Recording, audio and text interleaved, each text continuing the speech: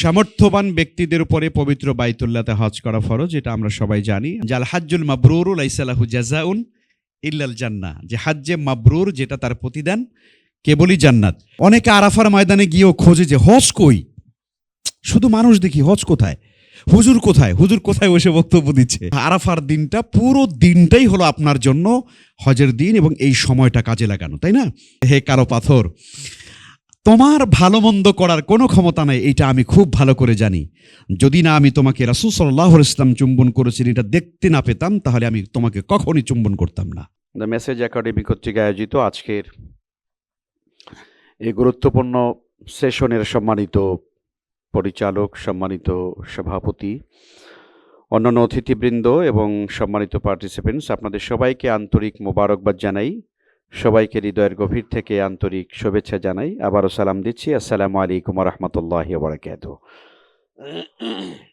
আল্লাহ রাব্বুল আলামিনের দরবারে শুকর যে তিনি আমাদেরকে ইসলামের একটি মৌলিক ইবাদত হজ এটি পালন করবার জন্যে, এটির একটি মৌলিক প্রশিক্ষণের জন্য আমাদেরকে এখানে সময় দিয়েছেন।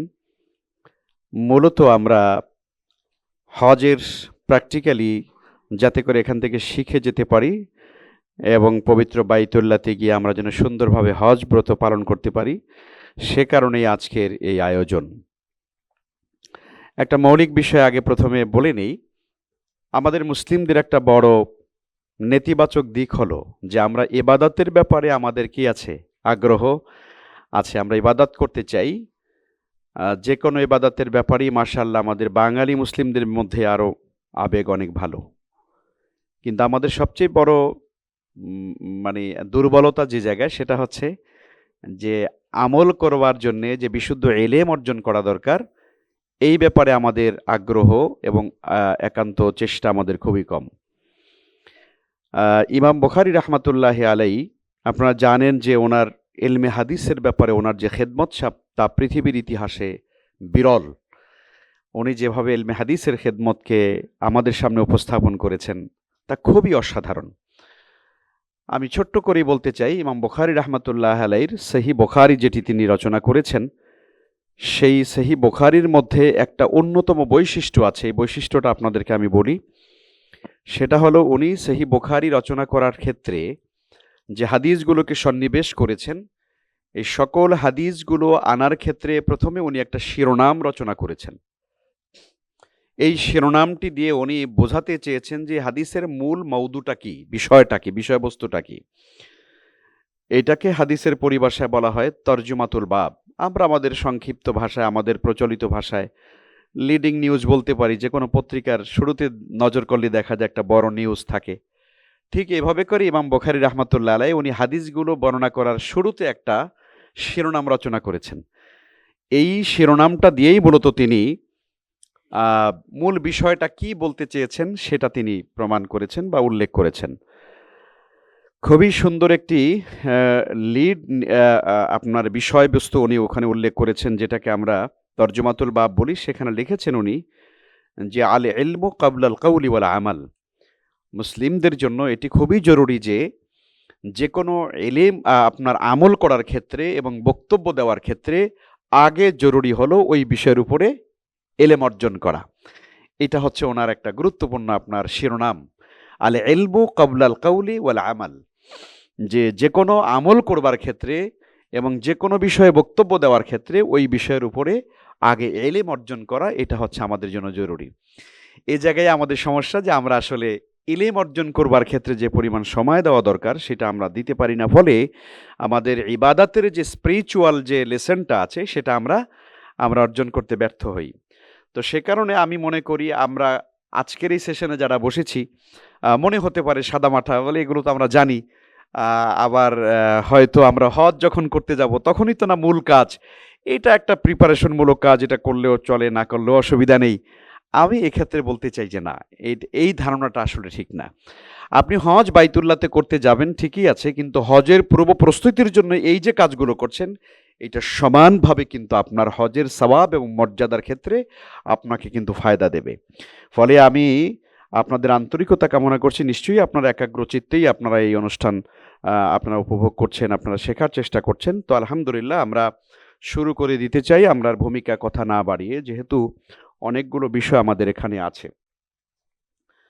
আমি প্রথমত আ আ আ ২ টো বিষয় আপনাদের এখানে আ একটা হাদিস এবং একটা আয়াত আমি উল্লেখ করেছি। আচ্ছা, এটা কাজ করছে কিনা একটু দেখেন। আ একটা কোরআনে কারীমের একটা আয়াত উল্লেখ করেছি, সে আয়াত তো আপনারা সবাই জানেন। হজ যেই আয়াত দ্বারা ফরজ করা হয়েছে, তাই না? আল্লাহ তাআলা বলেছেন, ওয়ালিল্লাহি আলান নাসি হিজ্জুল বাইত মান ইসতাতা ইলাইহি সাবিলা। আল্লাহ তাআলা বলছেন যে মানুষের জন্য বাইতুল্লাহর হজ আল্লাহ তাআলা ফরজ করেছেন যাদের পক্ষে বাইতুল্লাহতে যাওয়া এবং আসা এটি যাদের পক্ষে সামর্থ্য আছে বা সম্ভব। তো আমি কোরআনে কারিমের যে আয়াতে কারিমা প্রথমে পড়েছি, এই আয়াতে কারিমার ধারা আল্লাহ রাব্বুল আলামিন হজ ফরজ করেছেন। তো সামর্থ্যবান ব্যক্তিদের উপরে পবিত্র বাইতুল্লাহতে হজ করা ফরজ, এটা আমরা সবাই জানি আলহামদুলিল্লাহ। ২ টো হাদিস উল্লেখ করেছি। একটা হাদিস আপনারা সবাই হয়তো তর্জমা শুনে থাকবেন, এখনো মন দিয়ে শুনতে পারেন। আল্লাহ রাব্বুল আলামিন, আল্লাহ রাসূল সাল্লাল্লাহু আলাইহি ওয়াসাল্লাম বলেছেন যে আল হাজ্জুল মাবরুরু লাইসা লাহু জাযাউন ইল্লাল জান্নাহ, যে হাজ্জে মাবরুর যেটা তার প্রতিদান কেবলই জান্নাত। এখন হাজ্জে মাবরুরটা কি? হাজ্জে মাবরুর হলো হাজ্জে মাকবুল, অর্থাৎ যে হজ আল্লাহর কাছে কবুল হয়ে গিয়েছে। তো আল্লাহর কাছে কবুল হয়েছে কোন হজ, কেমনে বুঝবো আমি? অনেক সিমটম আছে, আমি আস্তে আস্তে করে বলবো। প্রথমত বোঝার একটা আলামত হলো রাসূল সাল্লাল্লাহু আলাইহি ওয়াসাল্লাম বলেছেন, মান হাজ্জা লিল্লাহি ফালাম ইয়ারফুস ওয়ালাম ইয়াফসুক রাজাকা ইয়াউমিন ওয়ালাদাতহু উম্মুহু। নবীজি বলেন, যে ব্যক্তি হজ করলো কিন্তু হজের যে আল্লাহর জন্য হজ করলো, প্রথম কথা হলো মান হাজ্জা লিল্লাহ, যে আল্লাহর জন্য হজ করলো, ওয়ালাম ইয়ারফুস ওয়ালাম ইয়াফসুক, সে হজের ভিতরে কোনো পাপের কাজ করলো না, কোনো অশ্লীলতা করলো না, কোনো গুনাহের কাজ করলো না, একেবারে নিষ্কণ্টকভাবে সে সুন্দরভাবে পরিশুদ্ধভাবে হজ করলো, রাজাকা ইয়াউমিন ওয়ালাদাতহু উম্মুহু, নবীজি বলেন তাহলে সে সদ্যজাত প্রসূত সন্তানের মতো নিষ্পাপ হয়ে যায়। তাহলে কোনো মানুষ যদি হজ এভাবে করতে পারে যে তার হজের মধ্যে কোনো ধরনের পাপাচার থাকবে না, তাহলে আশা করা যায় সেই হজটাই হলো হজ্জে মাবরুর। আর এমন হজ করলে ইনশাআল্লাহ তাআলা, আল্লাহ তাআলা আমাদেরকে সেই হজের প্রতিদান জান্নাত দেবেন আমাদেরকে ইনশাআল্লাহ। তো কাজেই আমরা সেই হজ্জে মাবরুর করবার জন্যে আমরা ইনশাআল্লাহ তাআলা দেখার চেষ্টা করি যে কীভাবে আমরা হজগুলো পালন করতে পারবো। এখানে একটা স্লাইড আপনারা দেখতে পাচ্ছেন খুব সুন্দরভাবে, তাই না? কাবার গুরুত্বপূর্ণ স্থানগুলো, অর্থাৎ একজন হাজী সাহেব হজ করতে যাবেন, তার মূল আকর্ষণের জায়গা কোনটা? কাবা শরীফ, তাই না? আমরা জানি, যদিও হজের মূল কাজ কোনটা এটা কি আপনারা জানেন? আমরা কিন্তু অনেক সময় জানি না হজের মূল কাজ কোনটা। আরাফা। রাসূল সাল্লাল্লাহু আলাইহি ওয়াসাল্লামের কাছে জিজ্ঞেস করা হয়েছে, ইয়া রাসূলুল্লাহ, হজের মূল কি? তখন নবীজি বলেছেন, আল হাজ্জু হুয়া আরাফা, অর্থাৎ আরাফার ময়দানে অবস্থানটাই হলো মূলত হজ। এটা অনেকে কিন্তু আমরা জানি না। অনেকে আরাফার ময়দানে গিয়েও খোঁজে যে হজ কই, শুধু মানুষ দেখি হজ কোথায়, হুজুর কোথায়, হুজুর কোথায় বসে বক্তব্য দিচ্ছে। তো হুজুরকে তো খুঁজে লাভ নেই। মসজিদে নবীরা আপনি কেমনে যাবেন? মসজিদে নবীর কাছে যেতে হলে তো আপনাকে বহুত আগে চেষ্টা করতে হবে এবং ওখানে খুব বেশি মানুষ যেতে পারে না। তো আসলে আমরা ওই আরাফার ময়দানে গিয়েও কি করি, আমরা হয়তো হজ খুঁজি। মূলত আরাফার ময়দানে অবস্থান করাটাই হলো হজ। এটাই হলো আল হাজ্জু ওকুফু আরাফা, আরাফার ময়দানে অবস্থান করাটাই হলো হজ। এখন অবস্থান করে কি করবেন? আমি আমার বহুত লোককে দেখেছি আরাফার ময়দানে অবস্থান করে দিনের বেলা তারা তাঁবুর মধ্যে সেই যে পান খাইতেছে, সুবহানাল্লাহ। কারণ আরাফার ময়দানে এসে একটু যদি পান না খায় তাহলে এইটা স্মৃতি হয়ে থাকবে না, তো জনমের মতো পান খাচ্ছে আর ঘুমাচ্ছে। তো আমি বারবার বলছি, ভাই উঠেন, এত ঘুমান কেন ভাই, উঠেন, একটু আল্লাহর কাছে দোয়া করেন, কান্নাকাটি করেন, একটু বেশি বেশি করে আল্লাহর কাছে রোনাজারি করেন। তো কে কাকে বুঝাবে? আসলে মূলত আরাফার দিনটা, পুরো দিনটাই হলো আপনার জন্য হজের দিন এবং এই সময়টা কাজে লাগানো, তাই না? নবীজি সাল্লাল্লাহু আলাইহি ওয়াসাল্লামের বিখ্যাত হাদিস, খায়রুদ দুআই দুআউ ইয়াউম আরাফা, আরাফার ময়দানের দোয়া হলো সর্বশ্রেষ্ঠ দোয়া। আরাফার ময়দানের দোয়া, একজন মানুষ যদি 80 বছর জীবন পায় আর সে যদি একদিন আরাফার ময়দানে গিয়ে অবস্থান করে হজ ব্রত পালন করতে, তাহলে 80 বছরের জীবনের মধ্যে তার শ্রেষ্ঠতম দিন কোনটা? আরাফার ময়দান। তো কাজী খাইরুদ দোয়া দোআউ ইয়াউমে আরাফা, আরাফার ময়দানের দোয়া হলো সর্বশ্রেষ্ঠ দোয়া। নবীজি আরো বলেন, ওয়া খাইরু মা কুলতু আনা ওয়ান নাবিয়্যুনা মিন ক্বাবলি লা ইলাহা ইল্লাল্লাহ ওয়াহদাহু লা শারীকা লাহু লাহুল মুলকু ওয়া লাহুল হামদু ওয়া হুয়া আলা কুল্লি শাইইন কাদির। নবীজি বলছেন যে এই আরাফার ময়দানে আমি এবং আমার পূর্বেকার সকল নবীরা যেই দোয়াটা আমরা পড়েছি, দেখেন খেয়াল করেন, সকল নবীরা পড়েছেন, তার মানে এই দোয়াটা আমাদের জন্য খুবই জরুরি। সেটা হলো লা ইলাহা ইল্লাল্লাহ ওয়াহদাহু লা শারীকা লাহু লাহুল মুলকু ওয়া লাহুল হামদু ওয়া হুয়া আলা কুল্লি শাইইন কাদির। এটা পড়বেনই আপনারা, সারাদিন পড়তে থাকবেন। এই দোয়াটা খুবই গুরুত্বপূর্ণ। এটা আরাফার ময়দানে পড়তে হয়। যাই হোক, তাহলে আরাফার ময়দানের মূল কাজ হলো, আমরা সেটা পরে আসছি, কিন্তু এই জায়গাতে আমরা অনেকগুলো বিষয় আমরা দেখতে পাচ্ছি। কাবা শরীফের এই জায়গাটা খুব ভালো করে খেয়াল করবেন। এই যে আমরা এই জায়গাটা হাজরে আসওয়াদ বা রুকনুল আসওয়াদ বলা হয়, এই কর্নারটাকে, এইটাকে বলা হয় রুকনুল আসওয়াদ, যেই জায়গা থেকে হাজরে আসওয়াদকে আপনারা দেখতে পাচ্ছেন। এখন হাজরে আসওয়াদ এই প্রচণ্ড লোকের ভিড়ে হয়তো অনেক সময় খেয়াল করা যায় না যে কোন কর্নারটা, যে জীবনে প্রথম গেছে সে তো বুঝতে পারে না যে কোন কর্নারে হাজরে আসওয়াদ। বোঝার উপায় কি?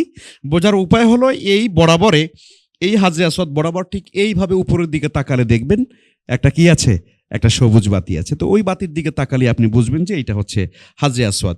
ঠিক এই বরাবর আপনি কর্নারে দাঁড়ালেন, এখানে দাঁড়িয়ে বিসমিল্লাহি আল্লাহু আকবার, বা যেভাবে হাতে চুমুও খেতে পারে, লাঠি থাকলে লাঠি দিয়ে ইশারা করে তারপরে এখান থেকে ঠিক এইভাবে করে আপনাকে তাওয়াফটা শুরু করতে হবে। এইভাবে, অর্থাৎ হাজরে আসওয়াদ এই কর্নারে আছে, এইভাবে করে আপনাকে তাওয়াফটা শুরু করতে হবে।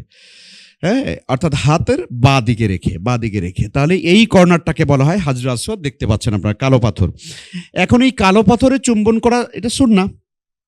আপনি তাওয়াফ করার শুরুতে যদি সুযোগ হয় তাহলে আপনি এটাকে আপনি চুম্বন করার, নবী সাল্লাল্লাহু আলাইহি ওয়াসাল্লাম চুম্বন করেছেন। হযরত ওমর ফারুক রাদিয়াল্লাহু তাআলা আনহু তিনি চুম্বন করেছেন আর বলেছেন যে হে কালো পাথর, তোমার ভালো মন্দ করার কোনো ক্ষমতা নাই, এটা আমি খুব ভালো করে জানি।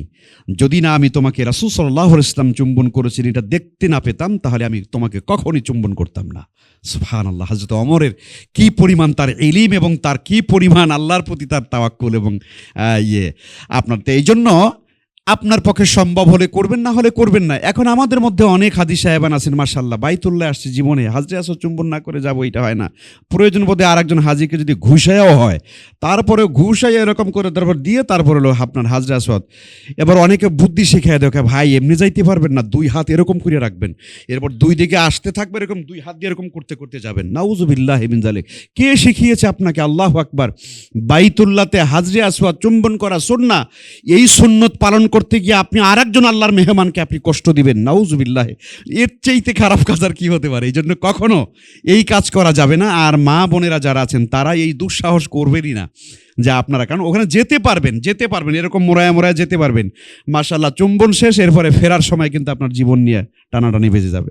তো সুতরাং এই হাজরে আসওয়াদের কর্নারটাতে খুব সতর্ক থেকে আমাদেরকে কাজ করতে হবে। এই কর্নারটা আমরা চিনলাম। হাজরে আসওয়াদ থেকে বের হয়ে আসার পরে দেখেন মাকাম ইব্রাহিম, এটা আপনারা দেখতে পাবেন। এই একটা জায়গা আছে মুলতাজাম, হ্যাঁ মুলতাজাম, মুলতাআব না, এটা ভুল হয়েছে লেখাটা। এইটার শব্দটা হলো মুলতাজাম, অর্থাৎ এই হাজরে আসওয়াদ এবং এইটা হলো বাবে কাবা, এটা হলো কাবার দরজা। এই কাবার দরজা আর হলো আপনার এই যে হাজরে আসওয়াদ, এর মাঝখানের যে ফাঁকা জায়গাটা আছে এই জায়গাটাকে বলা হয় মুলতাজাম। এই মুলতাজাম স্পর্শ করে দোয়া করলে দোয়া কবুল হয়। আমরা এই জায়গাগুলো প্রথম একটু পরিচয় করিয়ে দিই আপনাদেরকে। হাজরে আসওয়াদ বরাবর দোয়া করলে দোয়া কবুল হবে। মুলতাজাম খেয়াল করছেন তো না? এই জায়গাটা, এই জায়গাটা অর্থাৎ এই দরজা এবং হাজরে আসওয়াদ এই দুইটার মাঝখানের জায়গাটা হলো মুলতাজাম। মুলতাজামে দোয়া করলে দোয়া কবুল হবে। এরপরে কাবার দরজা এবং কালো পাথরের মধ্যবর্তী দেয়াল। এরপরে হলো বাবে কাবা, কাবার দরজা। ঠিক এই যে এই দরজাটা বরাবর এখানে মানুষেরা দাঁড়িয়ে এখানে হাত দিয়ে ধরে তারপরে এখানে দোয়া করতে পারে, কাবার দরজা বাবে কাবা। এরপরে হেজরে ইসমাইল বা হাতিম যেটাকে বলে, এই জায়গা থেকে আপনি যখন মোড় দিয়ে যাবেন তখনই এইটাকে পাবেন মাকাম ইব্রাহিম। মাকাম ইব্রাহিমকে পেলে অনেকে আবেগে আপ্লুত হয়ে যায়, অনেকে আপনার হেরামের কাপড় দিয়ে একটা ঘষা দেয়, তারপরে আপনার ওই হাতে যদি আপনার থাকে জায়নামাজ থাকে তাহলে জায়নামাজ খুব ঘষে, চিন্তা করে যে মাকাম ইব্রাহিম থেকে যদি জায়নামাজটাকে একটু যদি ছোঁয়া আনতে পারি আর বাংলাদেশে এসে ওইটা দিয়েই নামাজ পড়লাম তাহলে অনেক বেশি সওয়াব হবে, এটা মানুষেরা মনে করে। আসলে এই ধরনের কোনো কাজ ইসলামে আদৌ দুই পয়সার কোনো মূল্য নাই।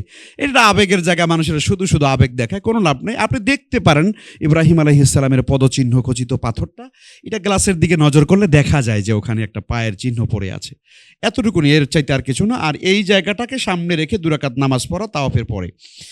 আচ্ছা, এই জায়গাটার নাম হলো হাতিমে কাবা। এটা তো আমরা সবাই জানি। হাতিমে কাবার ভিতরে ঢোকার সুযোগ এক সময় খুব অ্যাভেলেবেল ছিল, এখন মাঝে মাঝে বন্ধ করে রাখে, তবে একটু চান্স নিতে পারলে ভালো। হাজরে আসওয়াদ আপনার হাতিমে কাবার ভিতরে। আপনারা কি জানেন হাতিমে কাবা এটা কি কাবার অংশ নাকি বাহিরের? ও বাহিরে না, না না বাহিরে না, এটা কাবার অংশ। এটা কাবার অংশ। এই জন্য দেখুন আল্লাহ সুবহানাহু ওয়া তাআলার এটা হচ্ছে আমাদের জন্য একটা বড় দয়া। যে আমরা সবাই তো কাবার দরজা দিয়ে ভিতরে ঢুকতে পারবো না, পৃথিবীর খুব কম মানুষেরাই, সৌভাগ্যবান মানুষেরাই বাইতুল্লাহর ভিতরে ঢুকতে পারবে, ভিতরে। কিন্তু ভিতরে তো আমরা ঢুকতে পারি না। কিন্তু এই হাতিমে কাবার ভিতরে আপনি যদি ঢুকে যদি মাশাআল্লাহ 2 রাকাত নামাজ আদায় করতে পারেন, দোয়া করতে পারেন, তাহলে আল্লাহর ঘরখানায় কাবার ভিতরে ঢোকার সওয়াব আল্লাহ আপনাকে দান করবেন। সুবহানাল্লাহ। এখন বলবেন এটা কি করে সম্ভব হলো? হ্যাঁ, এটা সম্ভব এই জন্য, আপনারা জানেন যে রাসূলুল্লাহ সাল্লাল্লাহু আলাইহি ওয়াসাল্লাম তিনি যখন মানে মক্কার এই কাবাগর যখন কুরাইশরা যখন করেছিল, সংস্কার করেছিল, তখন তারা ওই হাতিমে কাবাটাকে তারা এটাকে বাহিরে রেখে দিয়েছিল। মূলত হাতিমে কাবাটার কাবারই মূল বুনিয়াদ, মূল স্ট্রাকচারের মধ্যেই কিন্তু হাতিমে কাবাটা। তাহলে কাবা কুরাইশটা কেন বাদ দিয়েছিল? ওরা বাদ দিয়েছিল এই জন্য যে কাবাগরকে তারা নির্মাণ করবার জন্য তারা একটা সিদ্ধান্ত নিয়েছিল যে আমরা কোনো অসৎ মানুষের টাকা দিয়ে কাবাগর কি করব না, আমরা নির্মাণ করব না, পুনর্নির্মাণ করব না। অতএব মানে মানুষের বৈধ টাকা দিয়ে করব। তো এইভাবে তারা চিন্তা করেন, তারা কিন্তু কোরাইশ, তারা কিন্তু কাফের সম্প্রদায়, অথচ আল্লাহর খানায় কাবা তারা নির্মাণ করবার জন্য হারাম টাকা বা অবৈধ টাকা অথবা অন্যায় পথে অর্জিত টাকা সেইটা তারা কাবাগরে তারা লাগায়নি। সে কারণে তারা ওই জায়গাটা কাবার ভিতরে আনতে পারেনি। তো রাসূলুল্লাহ সাল্লাল্লাহু আলাইহি ওয়াসাল্লাম যখন তিনি নবী হলেন, মক্কাতে যখন তিনি ছিলেন, তিনি আয়েশা রাদিয়াল্লাহু তাআলা আনহাকে বলেছিলেন, হে আয়েশা, আমার খুব ইচ্ছা হয় যে আমি এই খানায় কাবাটাকে ইব্রাহিম আলাইহিস সালামের বুনিয়াদের উপরে, তার ভিত্তির উপরে আবার দাঁড় করাই, কিন্তু আমার বড় আশঙ্কা হচ্ছে যে তোমার কওমের লোকেরা আমাকে কি করবে, আমাকে ভুল বুঝবে। এই জন্য আমি যখন এটা ভেঙে যখন পুরোটাকে করতে যাব, তখন তোমার কওমের লোকেরা বলবে, দেখো মুহাম্মদ তো এতদিন আমাদের ধর্মের বিরোধিতা করেছে, এখন সে কাবা ঘরই ভেঙে ফেলেছে। সুতরাং এই জন্য আমি আর ভাঙলাম না। আসলে মূলত এইটাও কিন্তু কাবা শরীফেরই মূল অংশ। তো কাজেই আপনি যদি সুযোগ পান, তাহলে হাতিমে কাবার ভিতরে ঢুকে 2 রাকাত নামাজ আদায় করতে পারলে খুবই সওয়াব হবে এবং এটা দোয়া কবুলের জায়গা। আচ্ছা, আরেকটা ব্যাপার হলো, এই আপনার হাতিমে কাবার ভিতরে ওই যে দেখা যায় মিজাব, যেটাকে বলা হয় মিজাবে রহমত। আপনি যখন এই জায়গাটা ঢুকবেন, এই জায়গাটা ঢোকার পরে যখন এখানে দাঁড়িয়ে যখন এভাবে ছাদের দিকে তাকাবেন, কাবার ছাদের দিকে তাকালে পরে দেখবেন যে একটা স্মরণের নালা ওখান থেকে দেওয়া আছে না, ওই যে দেখা যায় নালাটা, ওইটা হলো কাবার ছাদের পানি ওই বরাবর পড়ে, ওই বরাবর নিচে দাঁড়িয়ে দোয়া করলে দোয়া কবুল হয়, যেই বরাবরে ওই নালাটা আছে। তো পাবেন না, খুব একটা সুযোগ পাওয়া যায় না, মানুষের যেই ভিড়াভিড়ি এবং ধাক্কাধাক্কি হয়। চেষ্টা করা ভালো, ওই মিজাবে রহমতের নিচে দাঁড়িয়ে দোয়া করলে দোয়া কবুল হয়। হাতিমে কাবার যে কোনো প্রান্তে, যে কোনো জায়গাতে আপনি 2 রাকাত নামাজ আদায় করলে দোয়া কবুল হবে এবং নামাজ আল্লাহ তাআলা রাসূল পড়েছেন। ওই কর্নারটাকে বলা হয় শামি, রোকনে শামি। ওই শামি কর্নারের মধ্যে বিশেষ কোনো ইবাদত নেই। রোকনে ইয়ামানি যেটা, অর্থাৎ আপনার এই হাজরে আসওয়াদের আগের কর্নার যেটা, এটাকে বলা হয় রোকনে ইয়ামানি। রোকনে ইয়ামানি রাসূল সাল্লাল্লাহু আলাইহি ওয়াসাল্লাম স্পর্শ করেছেন। অর্থাৎ কাবার ভিতরে 4টা কর্নার আছে, 4টা কর্নারের ভিতরে হাজরে আসওয়াদ রাসূল সাল্লাল্লাহু আলাইহি ওয়াসাল্লাম স্পর্শ করেছেন, আর রোকনে ইয়ামানি যেটা, এটাকে আল্লাহ রাসূল স্পর্শ করেছেন। অতএব আপনি ওইটাও চাইলে সুযোগ পেলে স্পর্শ করতে পারেন। আর রোকনে ইয়ামানি থেকে হাজরে আসওয়াদ পর্যন্ত এই যে জায়গাটা, এই জায়গাটাতে একটা বিশেষ দোয়া পড়তে হয়। কোন দোয়া পড়তে হয়? রব্বানা আতিনা ফিদ দুনিয়া হাসানা ওয়া ফিল আখিরাতি হাসানাতাও ওয়া কিনা আযাবান্নার। এটা আপনারা পড়বেন। আর এই যে তাহলে মোটামুটি একটা পরিচয় পাওয়া গেল না কাবা শরীফের। আর এইটা কেসওয়ায়ে কাবা। কেসওয়ায়ে কাবা মানে হলো কাবার যে কালো গেলাপ যেটা আছে বা দেয়াল, আপনি যে কোনো জায়গা থেকে স্পর্শ করতে পারবেন। হ্যাঁ, বিশেষ করে এই যে হাজরে আসওয়াদের আগের কর্নার রোকনে ইয়ামানি থেকে এই দেয়ালটা ধরা খুব সহজ হয়, একটু এখানে ভিড় কম থাকে। আর এই জায়গাতে প্রচণ্ড ভিড় থাকে, এইখানে মানে যাওয়া খুবই ক্রিটিক্যাল হয়ে যায়। এই জায়গাটা একটু ফ্রি থাকে, এখানে গিয়ে আপনি কাবা শরীফের দেয়াল ধরতে পারেন। রোকনে ইয়ামানি যদি বা হাজরে আসওয়াদ স্পর্শ করতে পারলেন না, চুম্বন করতে পারলেন না, তখন আপনি চিন্তা করেন কাবা শরীফ স্পর্শ না করে গেলে তো কলিজায় শান্তি লাগবে না। তো আপনি এই জায়গাটাকে বেছে নিতে পারেন, এটা খুব ফ্রি থাকে মোটামুটি। আর কাবা শরীফ কিভাবে ধরতে হয় আমরা অনেকে জানি না। কাবা শরীফ স্পর্শ করার একটা সুন্নাহ পদ্ধতি আছে, সেটা হলো 2টো হাত এভাবে করে ছড়িয়ে দিয়ে, 2টো হাত এভাবে ছড়িয়ে দিয়ে এই বুকটাকে কাবা শরীফের দেয়ালের সঙ্গে লাগায়। হ্যাঁ, পুরুষেরা এই বুক দিয়ে পুরা কাবা শরীফ এরকম 2 হাত দিয়ে এরকম ধরে, তারপরে আপনি আল্লাহর কাছে এবং গাল এবং এই সাইডগুলো কাবা শরীফের দেয়ালের সঙ্গে লাগিয়ে দেওয়া।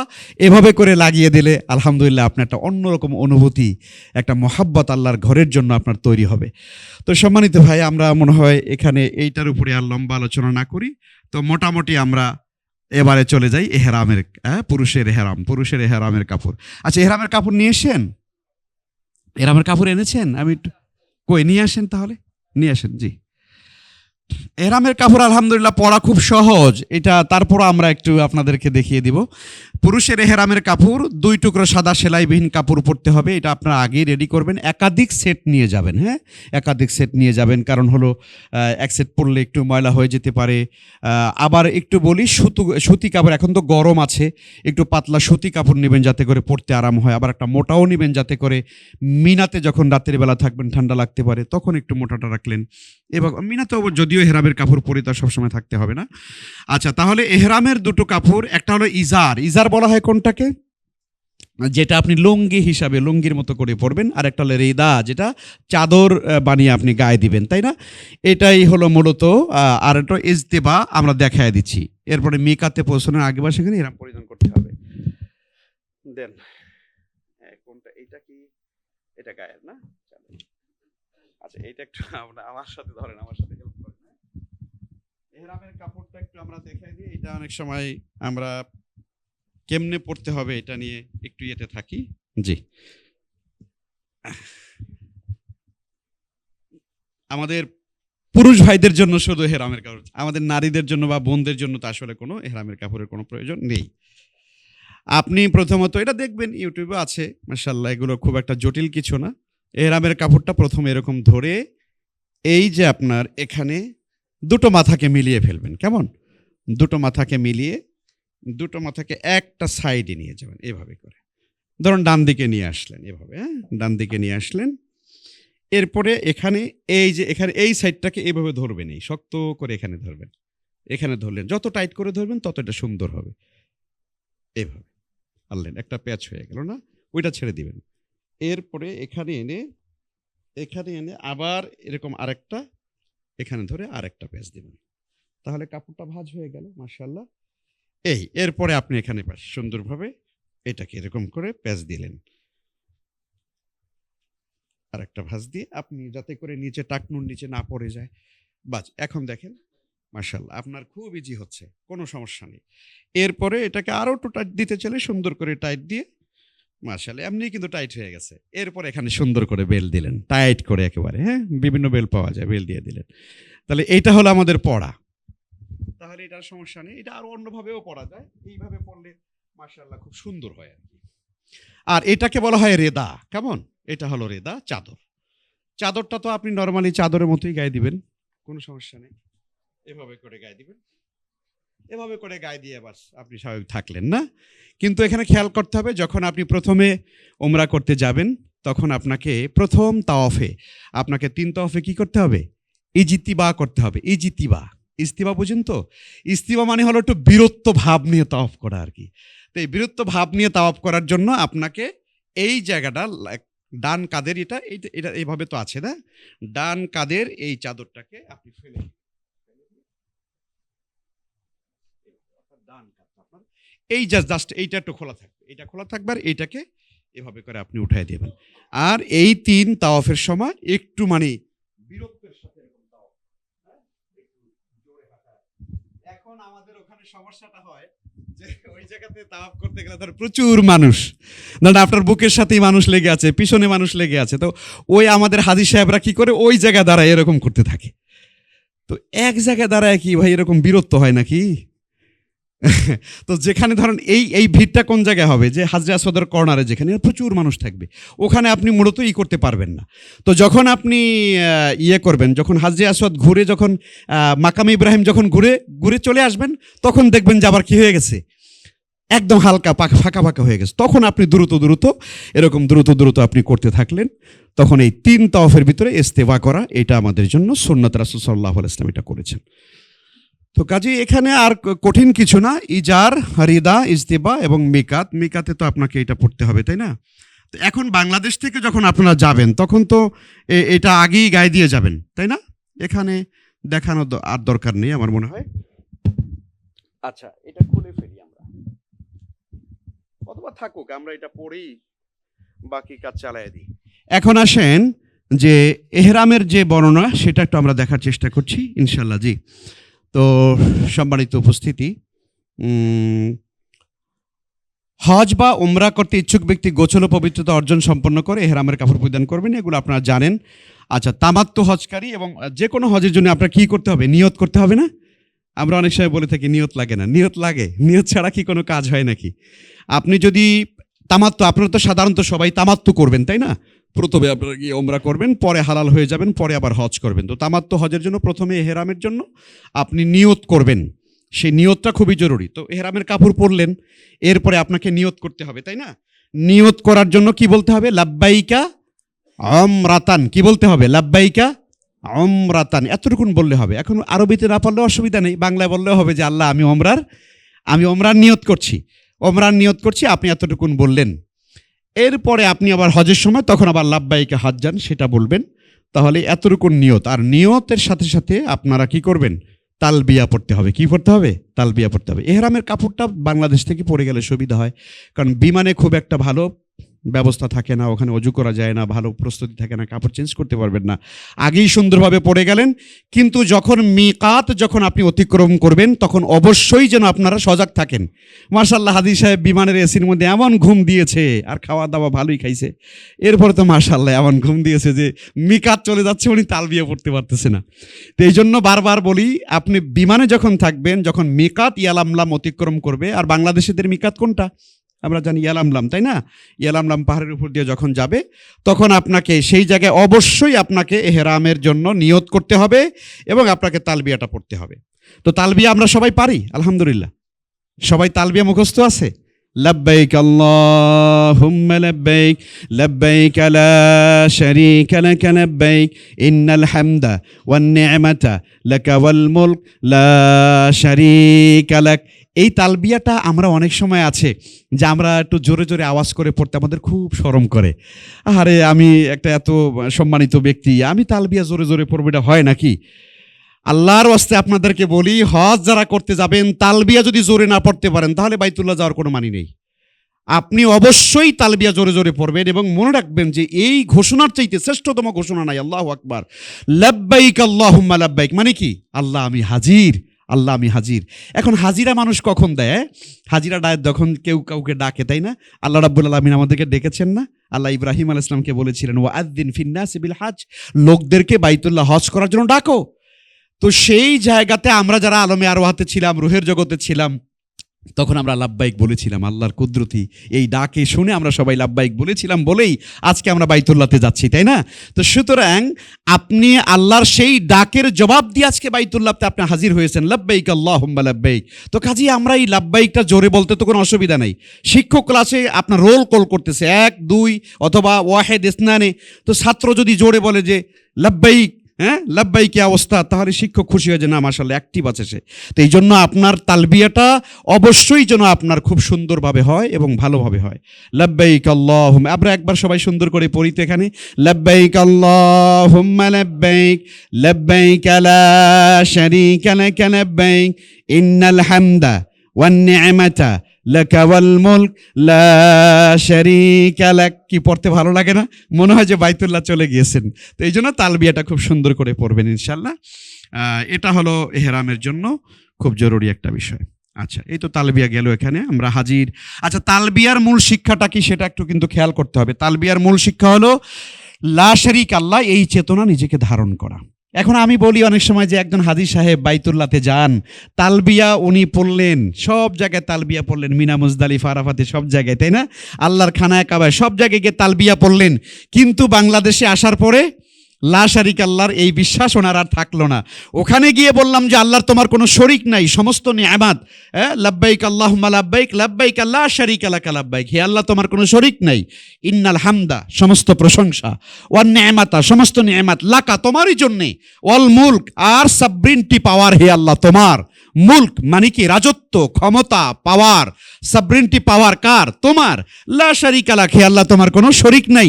তো যেই হাজী সাহেব বাইতুল্লাহতে গিয়ে এত শতবার হাজারবার পড়লেন, ইন্নাল হামদা ওয়ান নি'মাতা লাকা ওয়াল মুলক, সমস্ত রাজাদিরাজ তুমি, সমস্ত ক্ষমতার মালিক আল্লাহ তুমি, সেই হাজী সাহেব বাংলাদেশে আসার পরে আবার কয় যে জনগণই সকল ক্ষমতার উৎস।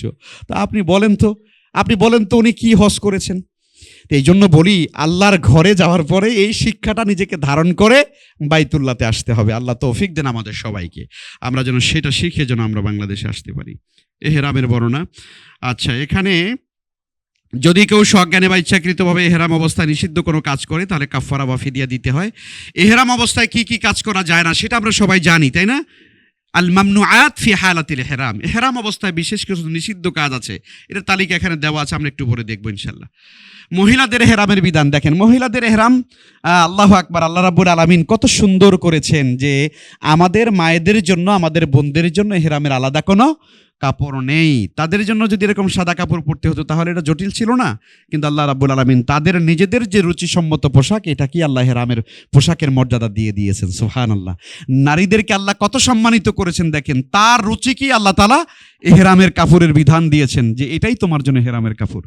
সুবহানাল্লাহ বিহামদি। এরপর আমরা বলি যে নারীদেরকে ইসলাম সম্মান দেয় নাই নাকি? আচ্ছা, অনেক হাদিস অনুযায়ী ইহরামের অবস্থায় মহিলাদের জন্য বিশেষ পোশাক পরা আবশ্যক নয়। মহিলাদের এমন পোশাক পরতে হবে যা শরীয়তের মানে শরীরের আকৃতি আড়াল করে এবং সম্পূর্ণ শরীর ঢেকে যায়।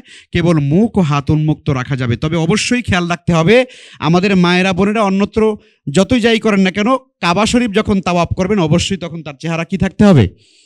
অবশ্যই খোলা থাকতে হবে। আল্লাহর ঘরের সামনে গিয়ে তাকে চেহারা খোলা রেখেই তাকে তাওয়াফ করতে হবে। অতএব আমাদের মায়েদের জন্য, বোনদের জন্য আলাদা কোনো হেরামের পোশাক নেই। যা পোশাক, অনেকে আছে সাদা কাপড় দিয়ে সবকিছু তৈরি করে নেয়, মনে করেছে ছেলেরা সাদা কাপড়ের হেরাম পরে আর মেয়েরা কি করবে, সাদা কাপড় দিয়ে সবকিছু বানিয়ে নেবে। এটা জরুরি না, এটা আদৌ জরুরি না, এটা কোনো প্রয়োজন নাই।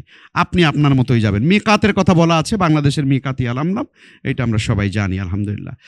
তাওয়াফের প্রকারভেদ, তাওয়াফের প্রকারভেদ দেখুন। তাওয়াফে কুদুম, তাওয়াফ 4 প্রকার। একটা হলো তাওয়াফে কুদুম, মসজিদে হারামে প্রথমবার প্রবেশকারী প্রাথমিক তাওয়াফ। এটি একমাত্র তাওয়াফ যেখানে ইজতিবা সহ এহরামের প্রয়োজন, যেটা আমরা বলেছি। অর্থাৎ প্রথম আপনি যখন যাবেন, আপনি ওমরা করবার জন্য প্রথম যে তাওয়াফ করবেন এটাকে বলা হয় তাওয়াফে কুদুম। তাওয়াফে ইফাদা জুলহজের 10 তারিখে ঈদের দিন প্রথম যে পালন করা হয়, অর্থাৎ আরাফার দিবসে 9 জিলহজ আরাফায় থাকলেন, রাতের বেলা চলে আসবেন কোথায়? মুজদালিফাতে। মুজদালিফাতে সারা রাত খোলা আকাশের নিচে থাকবেন। সকালবেলা ফজর সালাত হয়ে যাবে, ফজর পরেই সূর্য উদয়ের, বলেন না কেন সূর্য উদয়ের, হাদি সাহেব সরমের মতো ঘুম দিয়েছে, চিন্তা করছে আজকে মুজদালিফা যেহেতু আসছি ফজর পরে একটু ঘুমায়া যাই। কথা বুঝতে পারলেন না? ফজরের পরে আর কোনো ঘুমানোর কোনো সুযোগ নাই, সূর্য উদয়ের আগে। এখানে দুটো জিনিস খেয়াল রাখতে হবে, খুব ভালো করে খেয়াল রাখবেন। আমি আপনাদেরকে, আপনি হজের তো বিধানগুলো আপনারা জানেনই আলহামদুলিল্লাহ। 2টা চিকন কথা আছে, এটা আমরা হাদিস সাহেবরা খেয়াল করি না। 2টা চিকন জিনিস আছে। একটা হলো আরাফার ময়দান থেকে যখন আপনি ফিরে আসবেন, তখন অনেক হাদিস সাহেবরা কি করে, সূর্য অস্ত যাওয়ার আগেই কি করে, মুজদালিফার দিকে রওনা করে। কয় যে সর্বনাশ, আগে না গেলে ভালো জায়গা পাবো না। আরে ভাই, থাকবেনই তো মাত্র একটা রাত্র, তো কিসের ভালো জায়গা? এই ভালো জায়গা পাওয়ার জন্য উনি কি করেন, উনি মুজদালিফা আরাফা থেকে সূর্য ডুবে যাওয়ার আগেই চলে আসেন। খুব ভালো করে খেয়াল রাখবেন, সূর্য অস্ত যাওয়া পর্যন্ত আরাফার ময়দানে অবস্থান করা ওয়াজিব। এটা অবস্থান করা কি ওয়াজিব। এই ওয়াজিব যদি কেউ তরক করে তাহলে তাকে দম দিতে হবে, তাকে জরিমানা গুনতে হবে। অথচ আমরা অনেকেই আছি এইটা না করে আমরা সূর্য ডোবার আগেই, যাতে করে লোকের ভিড় এড়ানো যায় আর মুজদালিফাতে গিয়ে সুন্দর একটা ভালো জায়গা পাওয়া যায়, এই জন্য সূর্য ডোবার আগেই চলে আসে। খবরদার, এটা করা যাবে না। আপনি কোথায় যাবেন, কোন জায়গায় জায়গা হবে না হবে এই চিন্তা করারই দরকার নাই। আরাফার ময়দানের বিধানটাকে সুন্দরভাবে পালন করবেন। সূর্য ডুবে যাবে, তারপরে আপনারা কোথায় রওনা করবেন? মুজদালিফার দিকে রওনা করবেন। আবার চিন্তা করিয়েন না যে মাগরিব নামাজটা পড়ে যাই, কারণ হলো আরাফার ময়দানে আর এক ওয়াক্ত নামাজ পড়লে তো খুব ভালোই হয়। মাগরিবের নামাজ কি আরাফাতে পড়া যাবে না? কোথায় গিয়ে পড়বেন? মুজদালিফাতে মাগরিব এবং ইশা এবং কসর, জামা এবং কসর করতে হবে। জি না, এই মুআল্লিমকে থামায় দিবেন, বলবেন যে এই ওয়াজিব যদি তরক হয় তাহলে এই ওয়াজিব যে তরক হওয়ার কারণে যে গুনাহ হবে, এই গুনাহ আপনি বহন করবেন না। যাবে তো, কিন্তু সূর্য ডোবার আগে তো যাওয়ার কোনো বিধান নাই। রাসূল করিম সাল্লাল্লাহু আলাইহি ওয়াসাল্লাম বলেছেন, তোমরা এই কাজ করবে না, বরং মক্কার মুশরিকেরা, খুব ভয়ঙ্কর কথা, মক্কার মুশরিকেরা এবং যাদের ভিতরে শিরকিয়াতের চিন্তা আছে, ওরা এই কাজ করতো। ওরা কি করতো? সূর্য ডুবে যাওয়ার আগে আরাফা ছেড়ে দিত, আর মুজদালিফায় সূর্য আপনার উদয় হওয়ার পরে তারপরে তারা জামারাতে রওনা করতো। এই জন্য নবীজি বলছেন এই 2টা জায়গায় তোমরা ব্যতিক্রম করবে। অর্থাৎ আরাফার ময়দান থেকে আপনি রওনা করবেন সূর্য ডুবে যাওয়ার পরে, আর মুজদালিফা থেকে সকালবেলা আপনি জামারাতে রওনা করবেন হলো সূর্য উদয়ের আগে। এই 2টা চেকন কথা। জি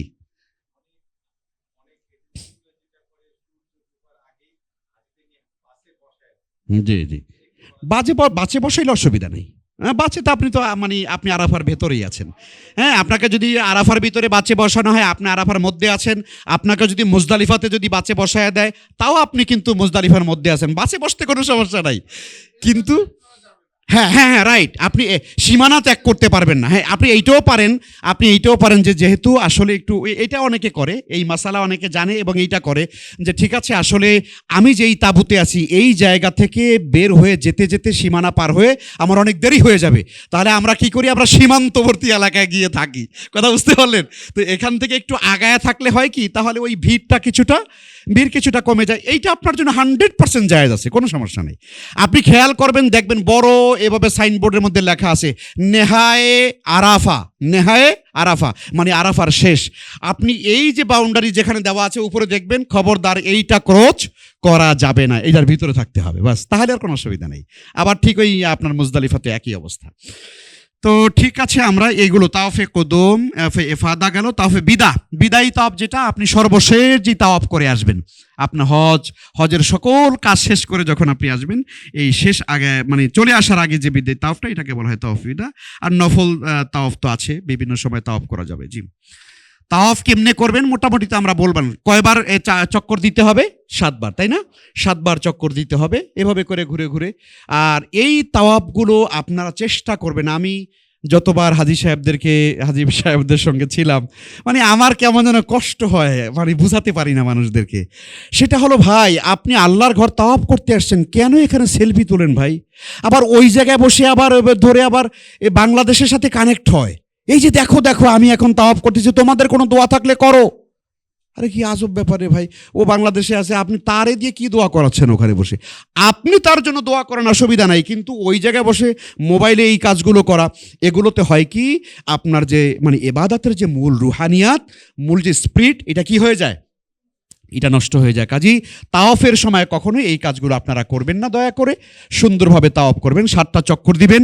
আর এই চক্করের সময় আপনি যে কোনো দোয়া, তাসবিহ, তাহলিল, কোরআন তেলাওয়াত, আল্লাহর কাছে দোয়া, চোখের পানি ফেলে ফেলে তাওয়াফ করুন। এইটাই আমার কাছে মনে হয় যত দোয়া আছে আপনি সুন্দর করে করুন, এবং মনের যত আকুতি আছে আল্লাহর কাছে করতে থাকুন, এভাবে করে তাওয়াফ করবেন ইনশাআল্লাহ। তাওয়াফের পরবর্তী কি করতে হয় আমরা জানি সবাই, না? তাওয়াফের পরে 2 রাকাত নামাজ পড়তে হয়, এরপরে জমজমের পানি পান করতে হয়। জমজমের পানি প্রচুর ঠান্ডা থাকে, খেয়াল করে খাবেন, অনেক ঠান্ডা থাকে, প্রচণ্ড ঠান্ডা থাকে। যাদের সমস্যা হতে পারে আপনারা একটু মানে আস্তে ধীরে খাবেন। তো কাজেই এখানে পানি পান করার সময় 3 শ্বাসে পানি পান করা, কেবলামুখী হয়ে আল্লাহর নাম নিয়ে পানি পান করা, এবং এই জমজমের পানি মাথায় একটু মানে মুছে দেওয়া বা মাথায় দেওয়া, এটা সুন্নত। অনেক মানুষ আছে প্রচুর পরিমাণে মাথায় ঠান্ডা পানি দেয়, এতে পরবর্তীতে অসুস্থ হয়ে যাওয়ার সম্ভাবনা থাকে। তো কাজেই এই পানি পান করা এবং এরপরে 2 রাকাত নামাজ আদায় করা। তাওয়াফে যে সকল ভুল করা যাবে না, একটু দেখেন এই অধ্যায়টা দেখেন। পবিত্রতা অর্জন করা, সতর ঢাকা, হাজে আসর থেকে তাওয়াফ শুরু করে সেখানেই শেষ করা। অবশ্যই তাওয়াফে অজু করা লাগে, তাওয়াফ কিন্তু অজু ছাড়া হয় না। এটা অনেকে মনে করে যে এমনি ঘুরতেছি তো, নামাজ তো আর পড়ি না, অসুবিধা কোথায়? না, খবরদার, তাওয়াফ এটা নামাজের মতোই ইবাদত একটা, তাই না? এটা অজু ছাড়া কিন্তু হবে না, পবিত্রতা লাগবে। সতর অবশ্যই ঢাকা থাকা লাগবে। 7 চক্কর দেওয়া, কাবাঘর বা পাশে রেখে ধারাবাহিকভাবে তাওয়াফ পূর্ণ করা, তবে মাঝখানে ফরজ সালাত বা জানাজা হাজির হলে সালাতের পর চক্কর পূর্ণ করা যাবে। হ্যাঁ, এটা হতে পারে আপনি ধরেন 3 তাওয়াফ করেছেন, এর মধ্যে কি হয়ে গেছে? নামাজের একামত হয়ে গেছে। এখন আপনি কি করবেন? বলে আমি নামাজ পড়বো না, তাওয়াফ শেষ করে তারপর নামাজ পড়বো। খবরদার, নামাজে দাঁড়াবেন, নামাজ পড়বেন, জানাজা আছে জানাজা পড়বেন, সব কিছু করবেন, তারপরে আবার বাকি তাওয়াফ করবেন, কোনো অসুবিধা হবে না ইনশাল্লাহ। তাওয়াফের প্রত্যেক চক্করের জন্য আলাদা বিশেষ দোয়া, মানে প্রত্যেক চক্করে চক্করে আলাদা দোয়া এরকম কিছু নাই। জি জি।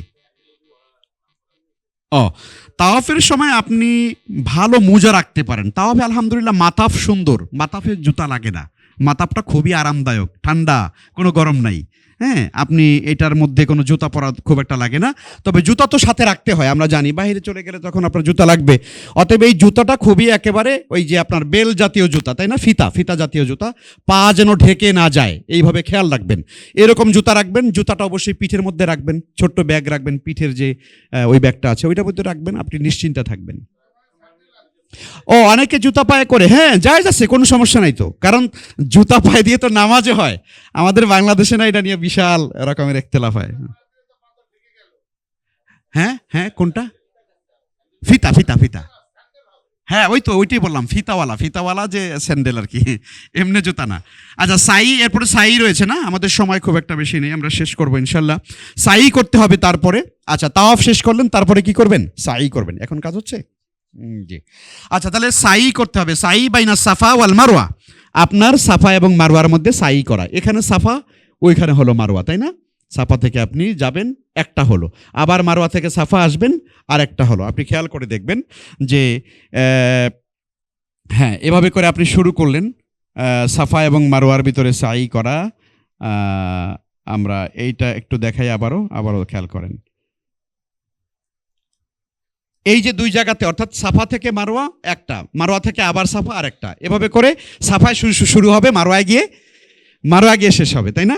সাফা এবং মারওয়াতে গিয়ে দোয়া করলে সেই দোয়া কবুল হয়, তাই না? আপনি সাফায় দাঁড়ালেই দেখবেন যে এখানে দাঁড়ালেই খানায় কাবাগর সামনে, তো ওই খানায় কাবায় সাফার এই পাহাড়ের পাদদেশে দাঁড়িয়ে আপনি আল্লাহর কাছে দুহাত তুলে একটু দোয়া করে নেবেন, আল্লাহর কাছে কান্নাকাটি করে দোয়া করবেন, এখানে দোয়া কবুল হয়। আল্লাহু আকবার, ঐতিহাসিক জায়গা সাফা এবং মারওয়া। এখান থেকে দোয়া করে তারপরে আপনি বিসমিল্লাহ বলে শুরু করলেন। এভাবে করে অনেক লম্বা জায়গা, কিন্তু দেখতে মনে হয় যে খুব ছোট, তাই না? অনেক সময় লাগে, কিন্তু সাইতে অনেক সময় লাগে এবং কষ্টও হয়, দেখবেন পা ধরে যায়। তো সুতরাং আপনাদেরকে এই জায়গাটাতে খেয়াল করে 7 বার আপনাদেরকে আপনার সাই করতে হবে। সাইর সময় যে কোনো দোয়া করতে পারেন, যে কোনো দোয়া, কান্নাকাটি আপনি যা আছে এগুলো করবেন। সাফা থেকে মারওয়া পর্যন্ত যাওয়া 1 চক্কর, মারওয়া থেকে ঘুরে আবার সাফা এলে 2 চক্কর, এভাবে 7 চক্কর দিতে হবে। 7ম সাই মারওয়াতে গিয়ে শেষ হবে। সাই করার সময় ক্লান্তি অবসানের জন্য বিশ্রাম, পান বা আপনার কোনো হাজত থাকলে, এরপরে সালাত বা জানাজার জন্য অংশগ্রহণ করতে হলে কোনো অসুবিধা নেই, বাকি সাইগুলো আপনি পরে করতে পারবেন। সাইতে ওযু শর্ত নাই, তবে ওযু বা পবিত্র অবস্থায় সাই করাই ভালো। আমরা কেন ইবাদতের মধ্যে ওযু ছাড়া করব? হ্যাঁ একান্ত চলে গেছে, অসুবিধা নেই। আবার ওযু করার ব্যবস্থাও আছে মাশাআল্লাহ, ডানে বামে সব জায়গায় তো পানি আছে, আপনার হাম্মাম আছে, কোনো সমস্যা নেই, আপনারা সেখানে গিয়ে ওযু করতে পারবেন। খুব আল্লাহর দিকে খেয়াল করে আমাদেরকে এই সাইগুলো করতে হবে, খুব হৃদয় দিয়ে। উমরা পালন, ওমরার কথা তো মিকাত থেকে হেরাম করা, তাওয়াফ করা, সাই করা, কসর করা। ওমরার ফরজ কয়টা? আপনারা যখন প্রথম গিয়ে ওমরা করবেন, ওমরার ফরজ কয়টা? হ্যাঁ এহরাম বাঁধতে হবে না? হ্যাঁ এহরাম বাঁধতে হবে। আর হলো আপনার খানায় কাবা তাওয়াফ করা এবং মাথা হলক করে ফেলা। জি, তো এটা তো আলহামদুলিল্লাহ আমরা সবাই জানি। ওমরা পালনের পদ্ধতি শুরু এবং শেষ, এটা আলহামদুলিল্লাহ আমরা তো মোটামুটি আলোচনা করেছি। এখানে সাধারণত শরীর পরিষ্কার করা, ওমরার নিয়ত করা, মিকাতে হেরাম আপনার পড়া, 2 রাকাত নফল নামাজ পড়া, বারবার তালবিয়া পাঠ করা, মসজিদে হারামে যাওয়া, তারপরে হলো কাবার চারপাশে 7 চক্কর তাওয়াফ করা, মাকাম ইব্রাহিমের নিকট 2 রাকাত নামাজ পড়া, জামজামের পানি পান করা, সাফা মারার মধ্যে দৌড়ানো, তাই না? এগুলো আপনার আলহামদুলিল্লাহ। এরপরে হলো চুল কাটা, মাথা মুন্ডন করা, এই কাজগুলো আমাদের করতে হবে। তো ইনশাল্লাহ হজের পথরেখা এগুলো আপনাদেরকে মুআল্লিমরা আপনাদেরকে ইনশাল্লাহ দেখিয়ে দিবে। আমি আমার মতো করে এবার একটা জিনিস আপনাদেরকে সংক্ষেপে বলি, যেই জিনিসগুলো আপনাদের খুব গুরুত্বপূর্ণ। হজের মূল দিন কতগুলো আপনারা কি জানেন? কখন থেকে হজ শুরু হয় এবং কখন গিয়ে শেষ হয়? হ্যাঁ এটা কিন্তু আপনারা খুব খেয়াল করবেন। 8 তারিখ থেকে হলো হজের মূল কাজ শুরু। 8ই জিলহজ থেকে হজের মূল কাজ শুরু, কতদিন গিয়ে শেষ হবে? 12 তারিখে গিয়ে শেষ হবে। 8 তারিখে বাইতুল্লাহ থেকে আপনাদেরকে হোটেল থেকে সবাইকে হেরাম বাঁধিয়ে নিয়ে যাবে কোথায়? মিনাতে নিয়ে যাবে। মিনাতে আপনারা সেখানে যাওয়ার পরে মিনাতে রাত্রিবেলা থাকা, এইটা হলো রাসূল সাল্লাল্লাহু আলাইহি ওয়াসাল্লামের সুন্নাহ, এবং সেখানে থাকতে হয়, সারা রাত ইবাদতবন্দি করতে হয়। কিন্তু আমাদের হাজী সাহেবদের এই যে আপনার নানান ভিড়ের কারণে কি করে, রাতের বেলায় অনেকেই নিয়ে আপনার আরাফার ময়দানে রেখে দেয়, আবার অনেকে সকালবেলা যায়। সকালে যেতে পারলেই ভালো হয়। মূলত আরাফার ময়দানে অবস্থান করার মূল টাইম কোনটা, এটা কি জানি আমরা? বলেন তো, কেউ জানেন? জোহরের পর থেকে শুরু করে, জোহরের সূর্য ঢলে যাওয়ার পর থেকে শুরু করে সূর্যাস্ত পর্যন্ত, এই টাইমটা হলো অবস্থান করা হলো ওয়াজিব। এই জন্য কোনো ব্যক্তি যদি এই টাইমের মধ্যে যদি আরাফার ময়দানে অবস্থান করতে না পারে, তাহলে তার ওয়াজিব ফরজ আদায় হবে না, বা সে উকুফে আরাফা করতে পারলো না। এই জন্য কোনো হাদী সাহেব যদি অসুস্থ হয়ে যায়, আমরা জানি এটা, তাদেরকে কি করানো হয়?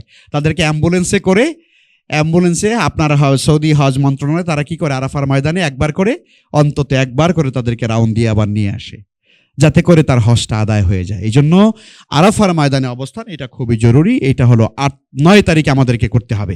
তো 9 তারিখে, তাহলে 8 তারিখে ওখানে থাকলাম, 9 তারিখে সারাদিন আরাফার ময়দানে থাকলাম। 9 তারিখের পরে কোথায় যাব আমরা? সারাদিন আপনার পালন করার পরে, থাকার পরে 9 তারিখে চলে যাব মুজদালিফাতে। মুজদালিফাতে কাজটা কি বলেন তো?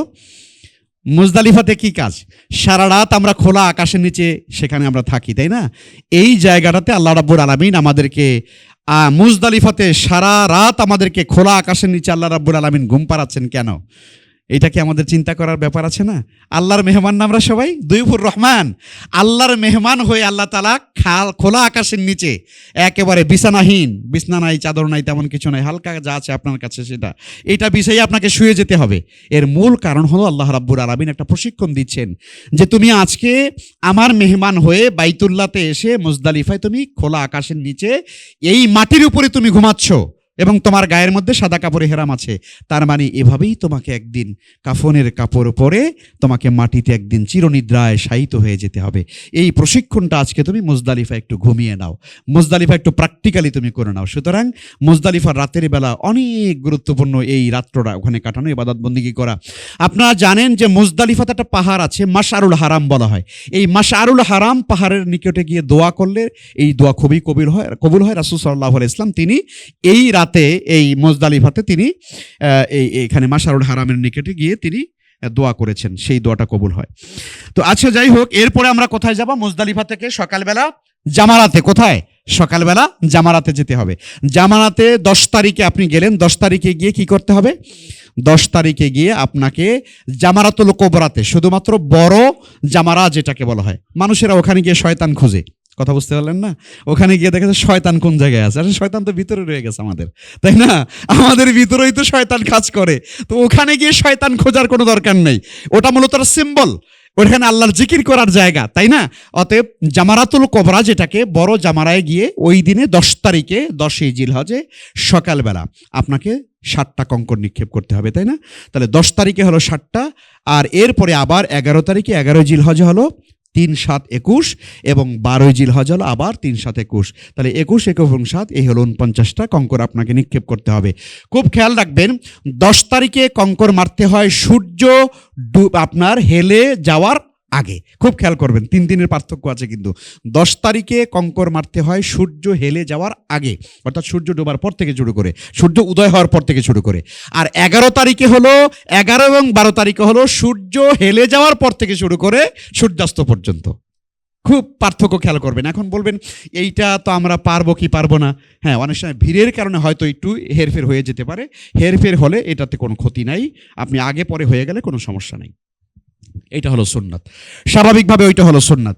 তো যাই হোক, তাহলে আমরা এই যে কাজগুলো 8 তারিখ 8ই জিলহজে আপনি আছেন হলো মিনাতে, হজের দ্বিতীয় দিন 9 জিলহজ আপনি আরাফাতে আছেন, সেখানে আপনার মিনায় ফজর পড়ুন, তারপরে আরাফাতে যান, আরাফাতে জোহর এবং আসর। আচ্ছা, এই একটা গুরুত্বপূর্ণ মাসালা, আরাফার ময়দানে গিয়ে জোহর এবং আসর কিভাবে পড়তে হবে বলেন তো? হ্যাঁ, এখানে গিয়ে মাশাআল্লাহ বাঙালি হাজি সাহেবরা, তারা আমরা ওখানে মাশাআল্লাহ গিয়ে ওখানে গিয়ে একটু ঝগড়া না করলে কি আর হয়? সারা জীবন বাংলাদেশে বসে ঝগড়া করি, আরাফাতের দিন যদি একটু ঝগড়া না করি তাহলে তো আর কাজ হবে না।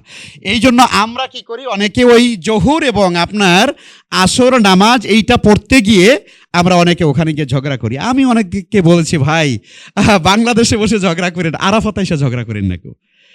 আপনাদেরকে খুব মনে রাখতে হবে, এই মাসালা অনেকে জানি না, না জানার কারণে আপনার ভিতরে কনফিউশন আছে। খুব ভালো করে বুঝেন, হজের সফরে কোনো মানুষ যখন ঘর থেকে নেমে যায় তখন সে হজের সফরের কারণে, হজের কারণেই সে মুসাফির।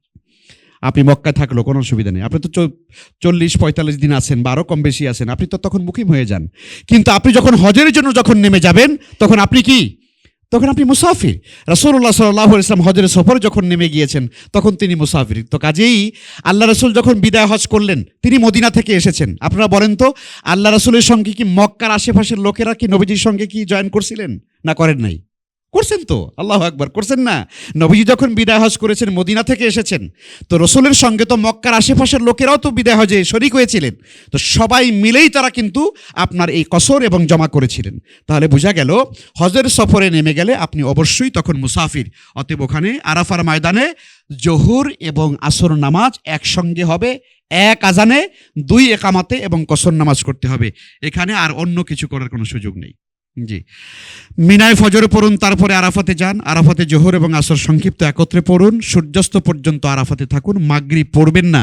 সূর্যাস্তের পর মুজদালিফায় যান, মুজদালিফায় মাগরিব ও ইশা সংক্ষিপ্ত করে একত্রে পড়ুন, মুজদালিফায় রাত্রি যাপন করুন, দুর্বল বৃদ্ধ মহিলারা মধ্যরাতের পর মিনায় যেতে পারবেন। আচ্ছা, 49টি ছোট পাথর কুড়িয়ে নিন। পাথর কোথায় পাবেন? পাথর পাওয়া যাবে হলো মুজদালিফাতি পাথর পাওয়া যাবে। মুজদালিফাতে প্রচুর পাথর তারা বিছিয়ে রাখে, ওখানে পাথর নিয়ে যাবেন, কোনো অসুবিধা নেই। তবে পাথর নেওয়ার সময় দুই একটা বড় নিয়ে যাবেন না, যে বড় শয়তানটাকে পাইলে বড়টা মেরে দেব, এই চিন্তা অনেকে করে, দুই একটা বড় নিয়ে যায়। আবার অনেকে গিয়ে জামারাতে গিয়ে পায়ের জুতা খুলে তারপরে মারে। কি ভয়ঙ্কর, কি ভয়ঙ্কর মানুষের। আমরা আসলে বুঝতেই পারি না যে জামারাত এটা হলো একটা সিম্বল। এখানে গিয়ে আল্লাহর শুকরিয়া, আল্লাহর জিকির করতে হয়। কি বলে পাথর মারতে হয় বলেন সবাই? না, হাদি সাহেবরা এখন আপনাদের পড়াশোনা করতে হবে। বিসমিল্লাহি আল্লাহু আকবার। প্রত্যেকটা উঠালেন, পকেটে বা হাতে যেখানে থাকলো, অথবা 60টা পাথর তো আপনি, অথবা 21টা পাথর হাতের মধ্যে রাখলেন, একটার বেশি রাখতে হবে, একটা মারবেন বিসমিল্লাহি আল্লাহু আকবার, বিসমিল্লাহি আল্লাহু আকবার, এরকম করে করে মারবেন। এক জায়গায় দাঁড়ায় এরকম এরকম এরকম না, একটু মারার মধ্যেও যেন শয়তানকে মারছি, তার মানে কি আমার শয়তানের সাথে কি নাই, কোনো সম্পর্ক নাই, এই ঘৃণা নিয়ে আল্লাহকে স্মরণ করে বিসমিল্লাহি আল্লাহু আকবার। দুই একটা বেশি রাখা যদি আপনার মিসফায়ার হয় তাহলে ওইটার জন্য আপনি মেরে দিতে পারেন। এই জন্য হ্যাঁ, একসঙ্গে তো বেশি করে নেবেন, 70টা নেন, বেশি নেন, অসুবিধা নেই, অনেকে আরো বেশি নিয়ে নেয়, আরো দু একজন যদি লাগে তাদেরকে দেয়। কিন্তু মারতে হবে 49টা। 10 তারিখে মারবেন হলো শুধু একটার গায়ে, যদি সরল বাংলায় বলি বড় শয়তানের গায়ে, কথা বুঝতে পারলেন না?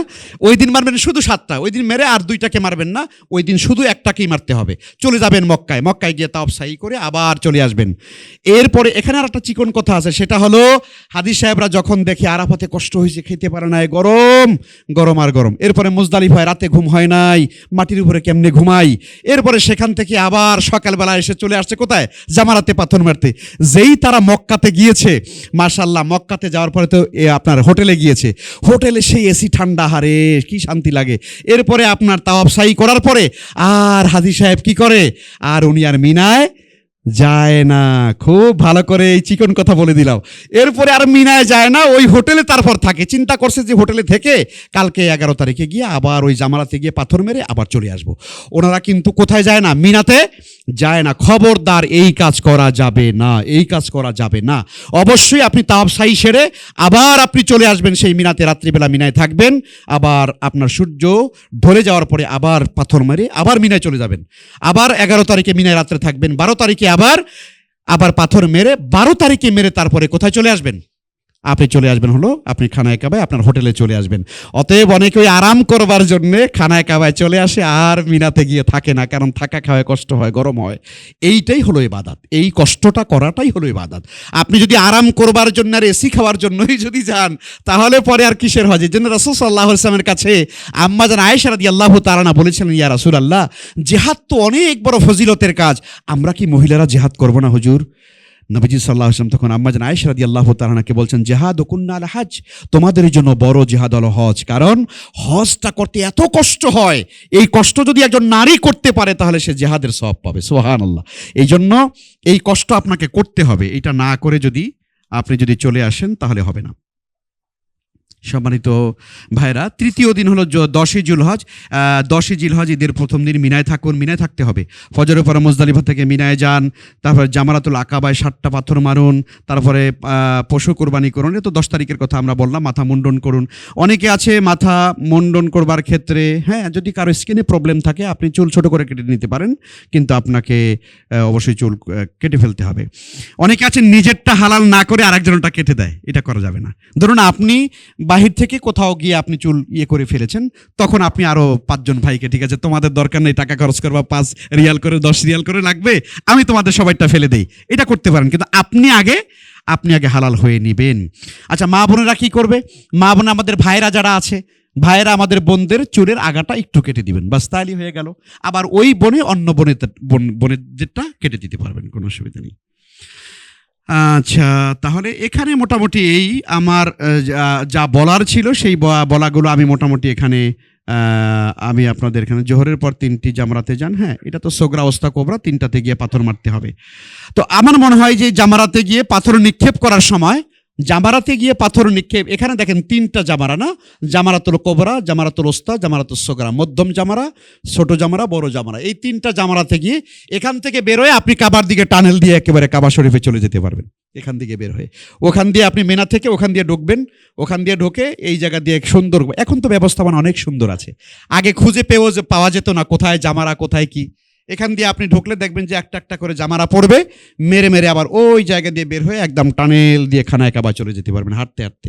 আমি নিজে হেঁটে হেঁটে চলে গেছি, আমার মাকে নিয়ে হেঁটে হেঁটে চলে গেছি, তো ওই জন্য এখানে আপনারা ইনশাআল্লাহ তাআলা যেতে পারবেন। তাহলে হজের মূল যে বিষয়টা, হজের মূল তাহলে ফরজ কয়টা? এহরাম বাঁধা হজের, তারপর এলো আরেকটা ফরজ কি? আরাফার ময়দানে অবস্থান করা, এরপরে কি?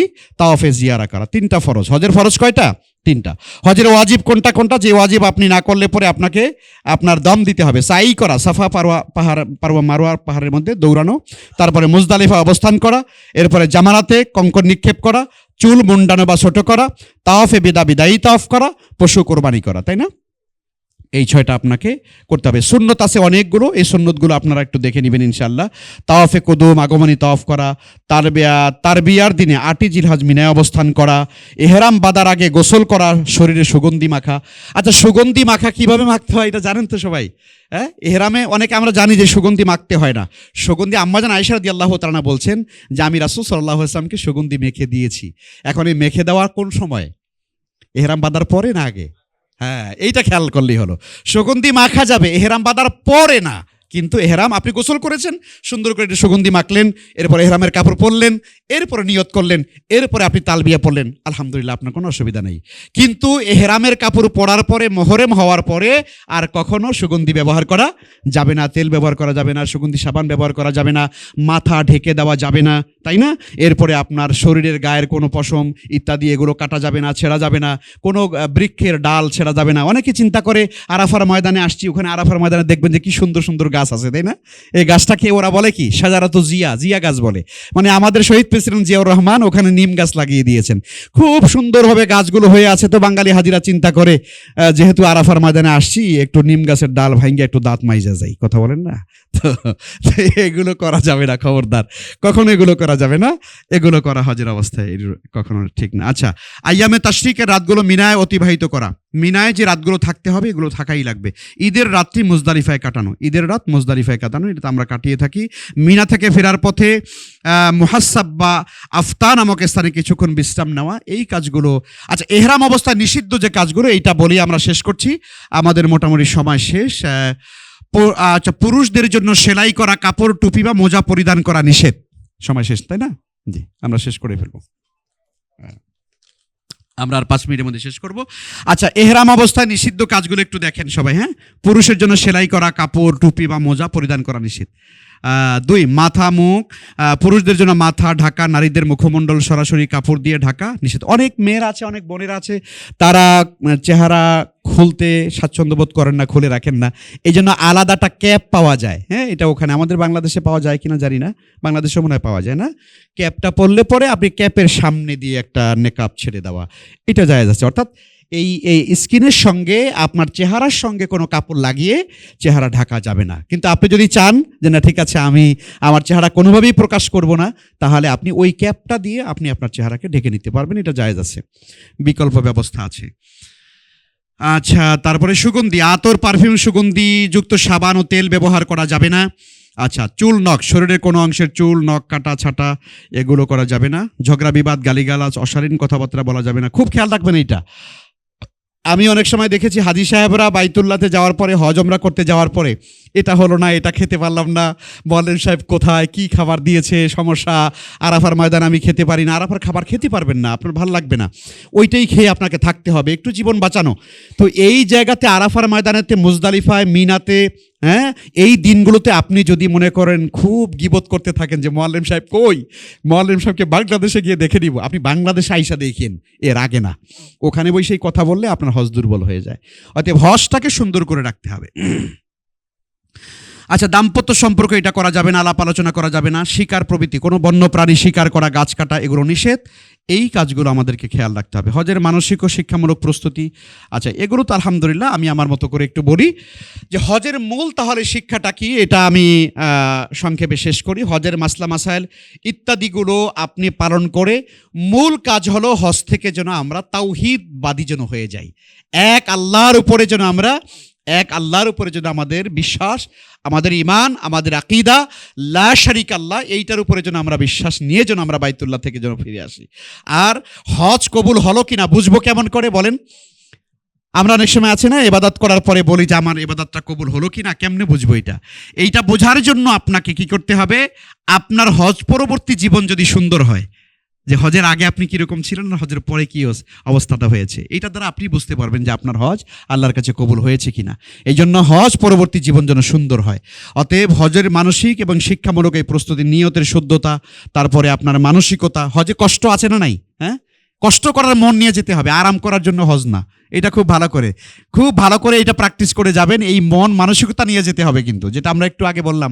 আম্মা জান আয়েশা রাদিয়াল্লাহু তাআলাকে বলছেন নবীজি যে তোমার এটা হজ, মানে হজটা হলো তোমার জন্য জিহাদ। সুবহানাল্লাহ, তার মানে কষ্ট আছে, কষ্টের সীমা নাই। সুবহানাল্লাহ, আপনার গাড়ি নাই, গাড়িতে যেতে পারবেন না, তখন আপনাকে হাঁটা লাগবে, তো কি করবেন আপনি? হাঁটবেন না? আমি এখানে বসে থাকবো, এইটা হবে না। আপনাকে মিনা মুজদালিফাতে এই সময় হাঁটার প্রস্তুতি নিয়ে থাকতে হবে, যে যখন হাঁটা লাগবে আমি হাঁটবো। হজের মাসালা দোয়া শিখুন, কবিরা গুনাহ থেকে আপনি বেঁচে থাকার চেষ্টা করুন, শারীরিক মানে এই যে নিয়মিত হাঁটার অভ্যাস করুন, সফরের আগে স্বাস্থ্য পরীক্ষা চেক আপ করিয়ে নিন। মাশাআল্লাহ, এগুলো তো আপনারা সচেতন আছেন। সতর্কতা হলো বেদাত ও তামাকজাত দ্রব্য বর্জন করুন, নারীরা সাধারণ পোশাক পরিধান করুন। আচ্ছা, হজের বিশেষ টিপস, মিনা আরাফা হালকা ব্যাগ ব্যবহার করুন, তাঁবুর লোকেশন ও রোড নাম্বার সেভ রাখুন, হালকা ব্যাগ রাখবেন সবাই। অনেকে আছে, এইটা একটু বলে দিই আপনাদেরকে, অনেকে আছে বুঝে উঠতে পারে না, চিন্তা করে যে মানে আরাফায় থাকতে হবে, দিনের বেলা রাত্রে থাকতে হবে মুজদালিফায়, তারপরে আবার জামারাতে যেতে হবে, অনেক কিছু আমার লাগবে। মাশাআল্লাহ, উনি ওনার পিঠের মধ্যে এমনভাবে ব্যাগ একটা বিশাল নিয়েছে, ওইটা নিয়ে শেষ পর্যন্ত ওনার হাঁটাই কষ্ট হয়ে যায়। খুব হালকা জিনিস নেবেন, একেবারে হালকা একটা বোতল রাখবেন, বাস। আর বোতল ভইরা আপনার ব্যাগে লাগা লাগবে না। আপনি দেখবেন যে রাস্তার মধ্যে পানি আছে, আলহামদুলিল্লাহ, এই পানি আপনি শুধু বোতলটা রাখলেই হবে। আর হালকা কিছু জিনিসপত্র আপনি রাখবেন, হালকা কিছু শুকনা খাবার রাখতে পারেন। অতএব অনেক ওয়েটওয়ালা ব্যাগ আপনি বহন করবেন না, এতে আপনার কষ্ট হবে যদি হাঁটা লাগে। সূর্যাস্ত পর্যন্ত দোয়ায় মশগুল থাকুন, প্রচুর পানি পান করুন। আচ্ছা, এরপরে আপনার এখানে আরও অনেক কিছু গেট টেট ইত্যাদির কথা এখানে বলা আছে, এগুলো আমার মনে হয় খুব একটা বেশি দরকার নেই। তো আল্লাহ রাব্বুল আলামিন আমাদের সবাইকে তৌফিক দান করুন, আমরা যেন মাশাআল্লাহ, এই যে বেলগুলো, এই বেলগুলো খুব সুন্দর, আপনারা এই বেলগুলো নিয়ে যাবেন আমাদের পুরুষ ভাইরা। হ্যাঁ, এই বেলগুলো নিয়ে যাবেন। হ্যাঁ, এই বেলগুলো সিম্পল, আলহামদুলিল্লাহ। ওই যে কাপড় যেটা আমি খুলে ফেললাম, তো ওই কাপড়টার উপর দিয়ে আপনি সুন্দর করে